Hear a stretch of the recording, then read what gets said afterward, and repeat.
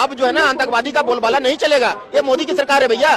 कोई भी अगर आता है बम फोड़ने के लिए तो वहीं बॉर्डर पर ही उसको खलास कर दिया जाता है। सी कितना ज्यादा सेफ है ना हम अपनी कैपिटल में।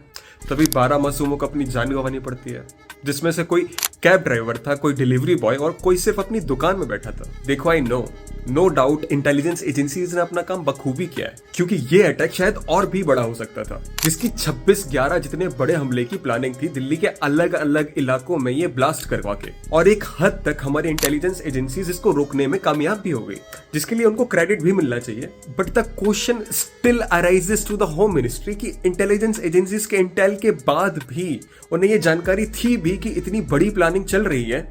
रेड फोर्ट जैसे सेंसिबल एरिया में इतना बड़ा सिक्योरिटी लैप्स कैसे हो जाता है, और स्टिल जो जाने गई उसकी अकाउंटेबिलिटी कौन लेगा?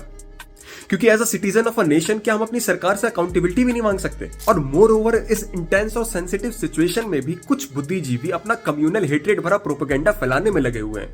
मतलब कुछ तो शर्म कर लो। और इससे भी आगे बढ़ के कुछ लोग तो ये कहने पे आ गए कि बिहार इलेक्शन आ रहे थे, वोट चोरी से ध्यान हटाना था, पोल्यूशन से ध्यान हटाना था, तो सरकार का ही इसमें हाथ है। मतलब कण मात्र का भी सेंसिबिलिटी और लॉजिक है तुम में?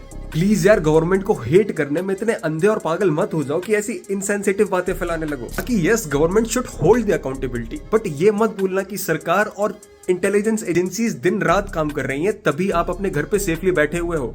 एंड ऐसी सेंसिटिव सिचुएशन में we all should stand united against terrorism.